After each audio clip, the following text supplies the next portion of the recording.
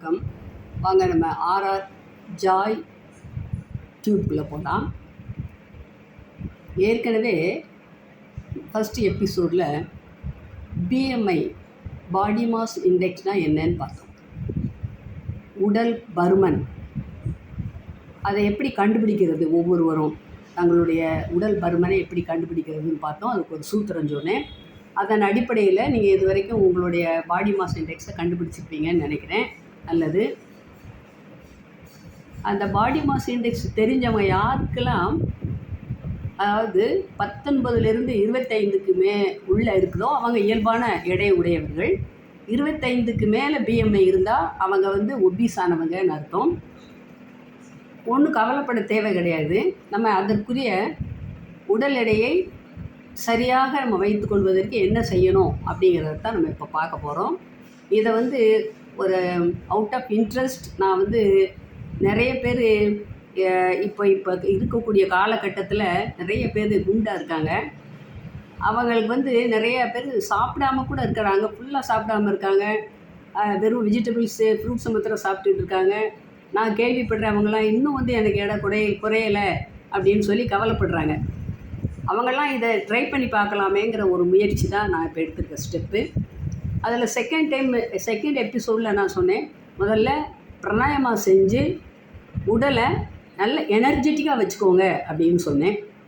இப்போது 3வது எபிசோடில் நான் உங்களுக்கு சொல்ல போகிறது என்னென்னா, டெய்லி ஒவ்வொரு நாளும் நம்ம உண்ணக்கூடிய உணவு, அதன் அளவு, அதில் இருந்து நம்ம பெறக்கூடிய சக்தி, அதை பற்றி சொல்ல போகிறேன். இப்போது தினமும் ஒரு ஆணுக்கு 2500 கிலோ கலோரி சக்தி தேவைப்படுது. அதே மாதிரி பெண்ணுக்கு 2000 கலோரி சக்தி தேவைப்படுது. இப்போது இந்த சக்தி இதை ஸ்டாண்டர்டாக நம்ம சொல்ல முடியாது. எல்லாமே நீங்கள் போய் கூகுளில் போய் பார்க்கலாம். அதில் எடுத்து தான் நான் உங்களுக்கு சொல்லிகிட்டு இருக்கேன். சாதாரணமாக இயல்பாக ஒரு செடன்ட்ரி லைஃப் அப்படின்னு சொல்லுவோம். அதாவது உட்கார்ந்து ஆஃபீஸில் வேலை பார்க்கக்கூடியவங்க, அல்லது இந்த கொத்தனார் சித்தால் வேலை அந்த மாதிரி பார்க்கக்கூடியவங்க, வெளியிலேருந்து கடுமையான வேலை செய்யக்கூடியவங்க, இப்போ இவங்களுக்கெல்லாம் இந்த அளவு வேறுபடும். இப்போ பொதுவாக நான் சொல்கிறது சாதாரண ஒரு ஹவுஸ் ஒய்ஃபாக இருக்காங்க, அவங்கள பற்றிய ஒரு செய்திக்காகத்தான் நான் இதை சொல்கிறேன். இப்போது வீட்டு வேலை செய்யக்கூடியவங்க, இப்போ சாதாரணமாக ஒவ்வொரு மனிதர்களையும் எடுத்துக்கிடுவோம். அல்லது ஒரு பெண் காலையில் சாப்பிடக்கூடிய அளவை சும்மா நான் அப்ராக்சிமேட்டாக சொல்கிறேன், இது எக்ஸாக்டான்னு சொல்ல முடியாது. ஒரு இட்லி சாப்பிட்றாங்க அப்படின்னா அதில் 16 கிராம் கார்போஹைட்ரேட் இருக்குது. அந்த கார்போஹைட்ரேட்லேருந்து கிடைக்கக்கூடிய சக்தியோட அளவு எவ்வளவுன்னா 75 கலோரி. இப்போ நம்ம ஒரு இட்லி சாப்பிட மாட்டோம், கண்டிப்பாக 2, 3, 4 நீங்கள் பார்த்துக்கோங்க. அவரவர்களுக்கு தகுந்த ஒன்றும் நீங்கள் அந்த எனர்ஜியை நீங்களே கால்குலேட் பண்ணிக்கிடலாம். இட்லி, தோசை சாப்பிட்றோம், ஒரு தோசையில் இருக்கக்கூடிய கார்போஹைட்ரேட்டோட அளவு 16 கிராம். அதிலேருந்து கிடைக்கக்கூடிய கலோரி 120 கலோரி. இதெல்லாமே நான் உங்களுக்கு ஒரு சார்ட் கொடுத்துருக்கேன், நீங்கள் பாருங்கள். அதில் பார்த்து ஸ்லோவாக மெதுவாக நீங்கள் ஆறாம உட்காந்து ஒரு இடத்துல ஒவ்வொரு உணவுப் பொருளையும் எவ்வளவு சக்தி இருக்குது அப்படிங்கிறத நீங்கள் பார்த்து தெரிஞ்சுக்கோங்க. நான் இப்போ சொல்கிறது அப்படியே நீங்கள் மனப்படமாக ஏற்றுக்க முடியாது. அதனால் உங்களுக்கு நான் அனுப்பியிருக்கேன், அதை நீங்கள் பாருங்கள். ஒரு சப்பாத்தியில் 22 கிராம் கார்போஹைட்ரேட் இருக்குது, 150 கலோரி. சட்னியில் 100 கிராமில் 10 கிராம் கார்போஹைட்ரேட் இருக்குது. அதுலேருந்து கிடைக்கக்கூடிய கலோரி 130. அதேமாதிரி சாம்பார் ஒரு கப்பில் இருந்து 20 கிராம் 105 கலோரி. பால் ஒரு 100 ml குடிக்கிறோன்னா அதில் 5 கிராம் கார்போஹைட்ரேட் இருக்குது, 72 கலோரி கிடைக்கும் சக்தி. தயிர் ஒரு 100 ml சாப்பிட்றோம், 6 கிராம் இருக்குது, 72 கலோரி. ஒரு முட்டையில் 70 கலோரி, ஒரு வாழைப்பழத்தில் 105 கலோரி. இப்போ நான் ஒரு சாதாரணமாக அன்றாட வாழ்க்கையில் ஒரு ஆர்டினரி ஹியூமன் பீயிங், ஒரு சாதாரண மிடில் கிளாஸில் இருக்கக்கூடிய ஒவ்வொருத்தரும் சாப்பிடக்கூடிய சாப்பாடை தான் நான் இப்போ சொல்லியிருக்கேன். இட்லி, தோசை, சப்பாத்தி, சட்னி, சாம்பார், அந்த மாதிரி முட்டை, வாழைப்பழம், இதைத்தான் நான் சொல்லியிருக்கேன். இன்னும் எவ்வளவோ இருக்குது, அதை நீங்கள் இந்த சார்ட்டில் பார்த்துக்கிடலாம். முக்கியமாக சாதம். சாதம் 100 கிராம் அப்படின்னா 130 கலோரி அதில் வந்து இருக்குது. இப்போ நீங்களே டோட்டல் பார்த்துக்கோங்க. காலையில் நம்ம எத்தனை இட்லி சாப்பிட்றோம், எத்தனை தோசை சாப்பிட்றோம், மத்தியானம் எவ்வளோ ரைஸ் சாப்பிட்றோம், ஒரு கப்பா எத்தனை கப்பு, அதே மாதிரி நைட்டில் நம்ம எத்தனை இட்லி தோசை சப்பாத்தி சாப்பிட்றோம். நீங்களே ஒவ்வொரு இட்லிக்கும் தோசைக்கும் சப்பாத்திக்கும் இருக்கக்கூடிய கலோரியை வந்து கால்குலேட் பண்ணால் நீங்கள் ஒரு நாளைக்கு எத்தனை கலோரி நீங்கள் சாப்பிட்றீங்க அப்படிங்கிறது உங்களுக்கு தெரிஞ்சிடும். நமக்கு தேவையானதை நான் அட்டவணையில் சொல்லியிருக்கேன். பெண்களுக்கு 2000 கலோரி. இப்போ இது இந்த உணவுப் பொருள்கள் தவிர எவ்வளோ உணவுப் பொருள் நம்ம சாப்பிடுவோம். ஒரு வடையை சாப்பிட்லாம், ஒரு முறுக்கை சாப்பிட்லாம், இல்லை மிக்சர் சேவுன்னு சாப்பிடலாம், ஏதோ ஒரு எக்ஸ்ட்ராவாக சாப்பிடுவோம். அப்போ இந்த ஒவ்வொன்றுலேயும் ஒரு கலோரி இருக்குது.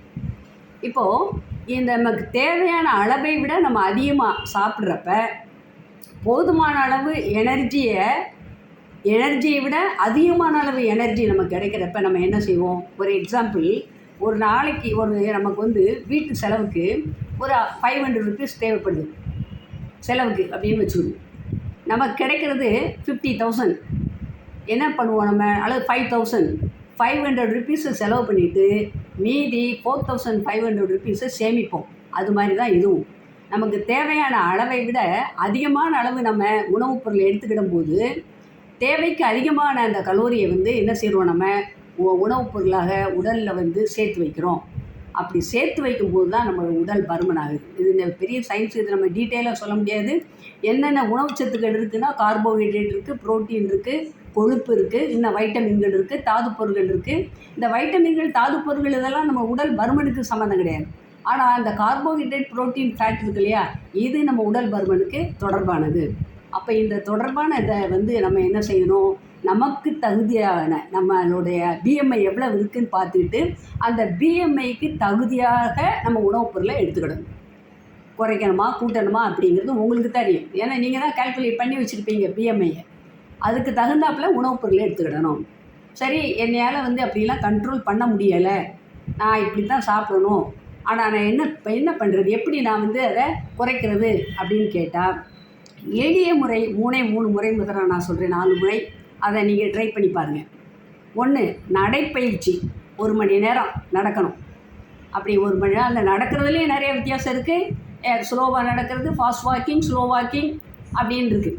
அதில் நீங்கள் 200லேருந்து 350 கலோரி வரைக்கும் நீங்கள் வந்து யூஸ் பண்ணலாம், எக்ஸாஸ்ட் பண்ணலாம், செலவு பண்ணலாம். அடுத்து ரன்னிங், ஓடுதல், ஒரு மைல் தூரம் ஓடணும். அப்படி ஓடினா 100 கலோரி எக்ஸாஸ்ட் பண்ணலாம். அல்லது நீச்சல் அடிக்கலாம், ஸ்விம்மிங் அப்படின்னா 280லேருந்து 680 கலோரி வந்து செலவு பண்ணலாம். ஒன்றும் இல்லை, சைக்கிள் ஓட்டலாம். சைக்கிள் ஓட்டுறது வெளியில் போய் ஓட்டணும்னு கூட அவசியம் கிடையாது. வீட்டுக்குள்ளேயே சைக்கிளை ஸ்டாண்டை போட்டுக்கிட்டே என்ன செய்யலாம்? சைக்கிள் ஓட்டலாம். அப்படி ஓட்டணும் அப்படின்னா 700லேருந்து 1000 கலோரி வரைக்கும் எக்ஸாஸ்ட் பண்ணலாம். ஸோ எவ்வளவு எனர்ஜியை நம்ம வந்து பயன்படுத்துகிறோம் அப்படிங்கிறத பொறுத்து நிறைய எனர்ஜியை நம்ம பயன்படுத்துகிறோம் அப்படின்னு சொன்னான்னா நிறைய சேமிப்பு இருக்காது. நிறைய சேமிப்பு இல்லை அப்படின்னா உடல் பருமன் ஆகாது. அப்போ நம்ம வந்து சாப்பிட்றது நிறையா சாப்பிட்டு அதை செலவழிக்கிறது கொஞ்சமாக செலவழித்தோம் அப்படின்னா சேமிப்பு கிடங்குல எப்படி பேங்க்கில் அக்கௌண்ட்டில் மணி சேர்ந்துக்கிட்டே போகுதோ அது மாதிரி உடம்புலையும் அந்த நம்மளோட வெயிட் வந்து சேர்ந்துக்கிட்டே போகும். இதை தவிர்ப்பதற்குரிய வழிமுறைகளை நான் சொல்லிட்டேன். அதுக்கப்புறம் நீங்கள் அந்த சார்ட்டை பாருங்கள், நான் அனுப்பியிருக்க சார்ட்டை பாருங்கள். ஒவ்வொரு உணவுப் பொருளையும் எவ்வளவு கலோரி ஆற்றல் இருக்குது அப்படிங்கிறது உங்களுக்கு தெரியுது. அந்த ஆற்றலுக்கு தகுந்தவண்ணம் நீங்கள் வந்து உங்களுடைய உணவு பழக்க வழக்கத்தை மாற்றிக்கிடலாம். அதே மாதிரி அதை செலவு பண்ணுறதுக்கு எப்படி செலவு பண்ணணும் அப்படிங்கிறதுக்கு வழிமுறைகள் சொல்லியிருக்கேன். நிறைய வழிமுறைகள் இருக்குது. அதை சொன்னால் உங்களுக்கு எல்லாருக்குமே தெரியும். ஆனால் நீங்கள் வந்து இப்போ சாதாரணமாக நம்ம இயல்பாக செய்யக்கூடிய எளிதாக செய்யக்கூடிய அந்த வழிமுறைகள் தான் நடைப்பயிற்சி, ஓடுதல், ஓடப்பட முடியாது நடைப்பயிற்சி பண்ணலாம், ஸ்விம்மிங் பண்ணலாம், சைக்கிளிங். வீட்டில் எல்லார் வீட்லேயும் சைக்கிள் இருக்குது, சைக்கிளிங் பண்ணலாம். இதெல்லாம் செய்து நம்முடைய உடல் எடையை பராமரிக்கலாம். இப்போது உணவுப் பொருளை பற்றி சொல்லியிருக்கேன். இனி அடுத்த எபிசோடில் இப்போல்லாம் சிறு தானியங்களை பற்றி நிறைய பேசப்படுது. சிறு தானியங்கள்லாம் என்ன, அந்த சிறு தானியங்களை எப்படி நம்ம பயன்படுத்தலாம் அப்படிங்கிறத சொல்கிறேன். இதுக்கிடையில் இங்கே இருக்கக்கூடிய தாய்மார்களுக்கு முக்கியமான ஒரு செய்தி சொல்லணும்னு விரும்புகிறேன். உங்கள் வீட்டில் வந்து சின்ன பிள்ளைங்கள்லாம் இருப்பாங்க. இப்போ வந்து சம்மர் ஹாலிடேஸ் ஆரம்பித்தாச்சு. இப்போ இதில் பிள்ளைங்களை என்ன செய்யணும்னு தெரியாத அளவுக்கு, எப்படி டீல் பண்ணேன்னு தெரியாத அளவுக்கு இருப்பீங்க தாய்மார்கள். இவங்களுக்கெல்லாம் ஒரு சின்ன பிள்ளைகளும் தாயும் சேர்ந்து செய்யக்கூடிய ஒரு இன்ட்ரெஸ்டான ஒரு கேம் இருக்குது. அந்த கேம் என்ன அப்படிங்கிறத நான் சொல்கிறேன், நீங்கள் அடுத்த எபிசோடில் பாருங்கள். இது வந்து 2 பேருக்குமே உபயோகமாக இருக்கும். டைமும் வந்து அதை பாஸ் பண்ணலாம், நல்ல டைம் பாஸ் ஆகும், இன்ட்ரெஸ்டிங்காக இருக்கும், அதே சமயத்தில் யூஸ்ஃபுல்லாகவும் இருக்கும். அது என்ன அப்படின்னா உணவுப் பொருளை பற்றியும், அந்த உணவுப் பொருள்களுக்கு நிறைய பேருக்கு கடையில் போய் ஜாமான் வாங்க போவோம். அதில் வந்து தமிழில் நமக்கு தெரியும், ஆங்கிலத்தில் தெரியணும்னு அவசியம் இல்லை, இருந்தால் தெரிந்தால் நல்லது. அதனால் ஒவ்வொரு உணவுப் பொருளுக்கும் ஜாமான்களுக்கும் கிராசரி ஐட்டத்துக்கும் ஆங்கில பெயர்களை நான் சொல்லுவேன். ஒரு நாளைக்கு ஒரு 10 சொல்கிறேன் அப்படின்னா 3 days 4 days கழிச்ச பிறகு அல்லது எண்ட் ஆஃப் த வீக்கில் வந்து ஒரு டெஸ்ட்டு. இந்த டெஸ்ட் வந்து நீங்கள் உங்கள் வீட்லேயே செஞ்சு எனக்கு வந்து வாய்ஸ் மெசேஜ் மூலமாக நீங்கள் கொடுக்கணும். நான் அதற்கு வந்து எல்லாருக்கும் எத்தனை பேர் வர்றாங்களோ அவங்களோட மார்க்கை போட்டு அவங்களுக்கு வந்து ப்ரைஸ் கொடுக்குற மாதிரி ஒரு ஐடியா இருக்குது. இதை நீங்கள் எல்லோரும் என்ஜாய் பண்ணணும்னு உங்களை கேட்டுக்கிறேன். வணக்கம். தேங்க்யூ.